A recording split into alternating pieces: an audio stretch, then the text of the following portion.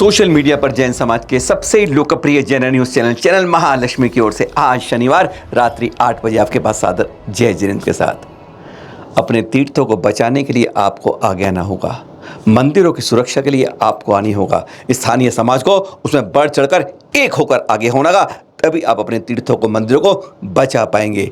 इस समय यह समय कुछ इस तरह चल रहा है, नहीं तो आप देख लेंगे कि नीचे कुछ और रख दिया है, दीवारों पे कुछ और कुरेदा हुआ है, उकेरा हुआ है, तीर्थंकर प्रतिमाएं चाव दिख जाएंगी और बीच में एक गोल कुछ रख दिया जाएगा और आपका नाम मंदिर बदल दिया जाएगा। आज ऐसा हो रहा है।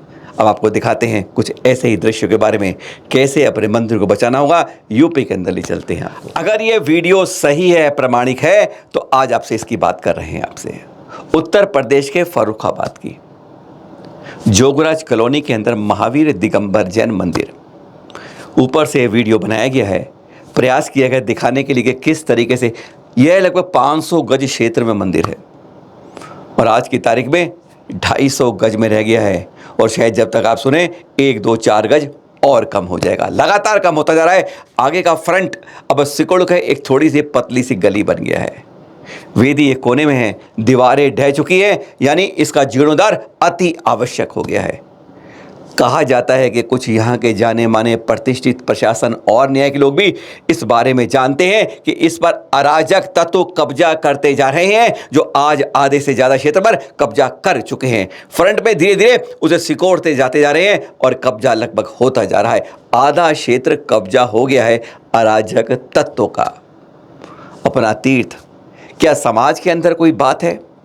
थोड़ा सा आपस में एक ना होने से तीसरा आके कहते हैं ना, 2 बंदरों की लड़ाई में बिल्ली पूरा मजा ले जाती है। बस ऐसी हकीकत हमारे मंदिरों के साथ होती है। यह मंदिर उसी की दुहाई दे रहा है। चारों तरफ की दीवारें ढह चुकी हैं, वेदी के चारों तरफ की हालत बहुत बदतर से बदतर है और उधर से अराजक तत्वों का कब्जा लगातार जारी है। एक एक करके इंच बढ़ते बढ़ते उनका कब्जा बढ़ता जा रहा है। समाज कुछ नहीं कर पा रहा है। बड़ी कमेटियां कुछ सोचेंगे इस बारे में? अभी तक तो नहीं सोचा। हमारा स्थानीय समाज एक हो पाएगा? अभी तक नहीं हो पाया। और जो जानता है कि यह जैन मंदिर है, जैन मंदिर है, वह भी इस समय जैसे आंखें मूंदे बैठा है। बहुत चिंतन की बात है, समझ की बात है। स्थानीय समाज एक हो, बड़ी कमेटियां ध्यान दे और न्यायिक प्रशासन वाले भी इस बात को तो कम से कम एक मत रहें कि यहाँ यह 500 गज की जगह जैन मंदिर की थी, महावीर दिगंबर जैन मंदिर की, उसे वापस मिलनी ही चाहिए। भारतीय जनता पार्टी दिल्ली कृष्णा नगर की पूर्व निगम पार्षद। हमारा एक फर्रुखाबाद में हमारे परिवार का पुश्तैनी मंदिर है और ये जोगराज मोहल्ला में है। 220 साल हो गए इस मंदिर को।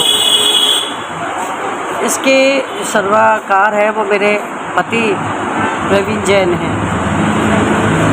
बात करते हैं मध्य प्रदेश के द्रोणगिरी तीर्थ छतरपुर के अंदर जो है चित्र आप देख रहे हैं। बहुत ही गजब की बात है। यहाँ पर 4 नकाबपोश लुटेरे आते हैं। रात को 1:30 बजे की बात होती है। 4 नकाबपोश कट्टों के साथ आते हैं। पहले 2 चौकीदार को पकड़ते हैं और कहते हैं भाई यहाँ के मंदिर की, उन्हें प्रतिमाओं से मतलब नहीं है, उन्हें नकदी चाहिए। कहते हैं तिजोरियों की चाबी कहाँ है, और कान पे कनपट्टी पे कट्टा लगा देते हैं। जेब में तलाशी करते हैं, चंद रुपये होते हैं छीन लेते हैं और मोबाइल भी छीन लेते हैं और फिर दोनों चौकीदारों को ऑफिस में बंद कर देते हैं। आगे बढ़ते हैं और बाहर से करा लेके ताला लगा देते हैं।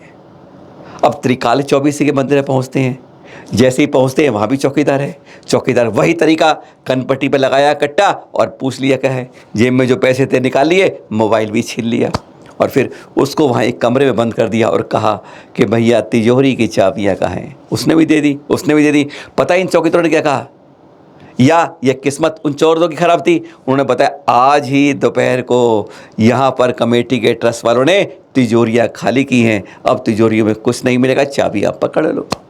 ठीक है, उन्होंने कहा सुन ली बात। उनको भी ऑफिस कमरे बंद किया, बाहर ताला लगा दिया। अब वह पहुँचे अंदर मंदिर में, सब कुछ छान मारा, तिजोरियों में कुछ नहीं मिला।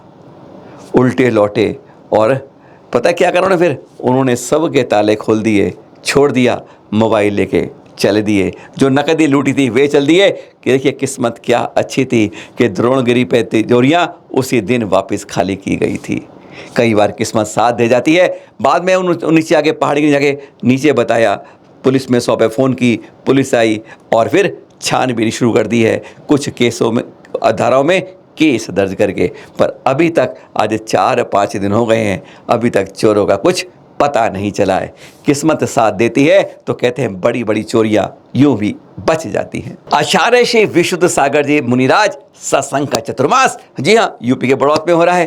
खट खट खट बहुत तेजी से चल रहे हैं विहार के लिए। रोज 25 से 30 किलोमीटर विहार हो रहा है। इतनी तेजी से बढ़ते जा रहे हैं क्योंकि दूरी भी नापनी है और तापमान ऊपर से बहुत उमस भी चल रही थी। 44 डिग्री तापमान बीच में हुआ। उमस हो, तकलीफ हो, तपती सड़कों पर विहार दोनों समय चल रहा है और 25 से 30 किलोमीटर रोज नापा जा रहा है इन कोलतार की सड़कों पर। 19 पिच्चियों के साथ 32वां चतुर्मास आचार्य श्री विश्व मुनिराज का बड़ौत में होने वाला है ना तैयारी उसी की। संभवतः 2 जुलाई को स्थापना होगी, अभी कह रहे हैं। 2 आचार्यों का संघ के साथ मिलन, ऐसे दृश्य देखकर हर का गदगद हो जाता है जैसे मन। मुरैना में विराजमान आचार्य श्री के सागर जी, जिनका यहीं पर ज्ञानोदय तीर्थ में चतुर्मास होना है, और विहार करते करते बड़ौत की तरफ बढ़ने वाले आचार्य श्री विशुद्ध सागर जी मुनिराज का संघ, अभी बताया था ना, विहार करते करते बड़ौत की ओर जा रहा है। 2 आचार्यों के मिलन संघ के साथ के दृश्य आप देख रहे हैं। गजब के दर्शन होते हैं। कहते हैं कर्मों की निर्जरा स्वतः होती है, आनंद के क्षण होते हैं, एकता के प्रतीक होते हैं। अरे संत संत मिल जाते हैं तो हम क्यों अपने पंथ और संतों में बटे रह जाते हैं। प्रश्न एक छोड़ जाते हैं शावों के मन में, मत बांटो मंदिरों को, मत बांटो संतों में, मत बांटो पंथों में। जैन समाज एक है और एक ही दिखाने की आज आवाज़ उठ रही है। एक और दृश्य देख लें, चर्चा हो रही है गुरु भाई के मिलन की। कैसे गुरु भाई देख रहे हैं अब ये आचार्य श्री विद्यासागर जी महामुनिराज के शिष्यों की। भाग्योदय सागर तीर्थ की बात देख रहे हैं अब ये यहाँ पर आ रहे हैं, देख रहे हैं आप, नियापक श्रवण समता सागर जी महाराज, जिनके साथ 13 मुनि 9 शुल्लक भी हैं। शीतल धाम विदिशा में इनका चतुर्मास होना है, यहाँ चर्चा में लगे हुए हैं। साथ में हैं गुरु भाई उनके मुनि श्री अजित सागर जी, जिनका इसी भाग्योदय तीर्थ पर सागर में चतुर्मास होना है, 25वां। साथ में 4 मुनि और 2 शुल्लक हैं। धर्म चर्चा हो रही है, आगे की बातें हो रही हैं। ये दृश्य देखकर जीवन देखने वालों का गदगद कर रही है।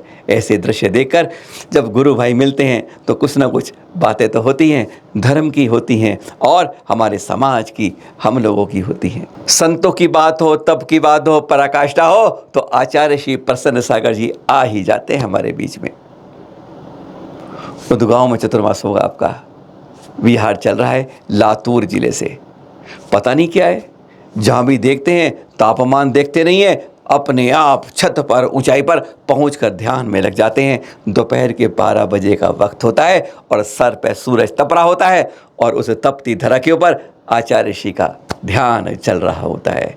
यह दृश्य देख रहे हैं आप लातूर जिले के, जहां उनका उदगांव महाराष्ट्र की ओर चतुर्मास स्थापना के लिए कदम बढ़ते जा रहे हैं। देख रहे हैं आप, जी हाँ, दिगंबर संत विराजमान हैं। लगता कोई घर है, शान शौकत वाला घर लगता है। हाँ, ज़्यादा क्वेश्चन नहीं उठाते, सीधा बताते हैं। यह ना फिल्म तारिका अंकिता जैन, उनके घर पर आचार्य श्री पुलक सागर जी मुंबई में विहार करते करते, पता है जिन शरण में वो चतुर्मास है इनका। आज आपको इसलिए बता रहे हैं कौन कहाँ जा रहा है, ये जानकारी आपको साथ साथ देते जा रहे हैं। और जब है एक दिन के लिए प्रवास किया, उन्होंने यहीं को इसको धर्म समा के रूप में परिवर्तित कर दिया अंकिता ने। यह होता है, हम करते क्या है, व्यवसाय क्या है, प्रोफेशन क्या है, पर अपने धर्म की डोर को नहीं छोड़ते हैं। जब जगह पतंग में डोर लगी रहती है तो वह बंधी और खड़ी रहती है, जब डोर टूट जाती है तो पता नहीं कहाँ गिर जाती है। यही जीवन के साथ हमारा भी संबंध है। जब तक गुरु की डोर हमारे साथ जुड़ी है तो समझ लिए आप ऊपर आकाश में चढ़ते रहोगे। जहाँ डोर छोड़ी, गुरु के साथ अपने साथ छोड़ा, तो पता नहीं कहाँ किस गर्दिश के तारे में गिर पाओगे। ये संदेश दे रहे हैं। क्या हो गया मेरा देश भारत महान, जहाँ पे कहते हैं अगर गौ माता को 3-4 को पकड़ के कोई ट्रक में ले जाता है तो उसकी मारपीट में मार दिया जाता है।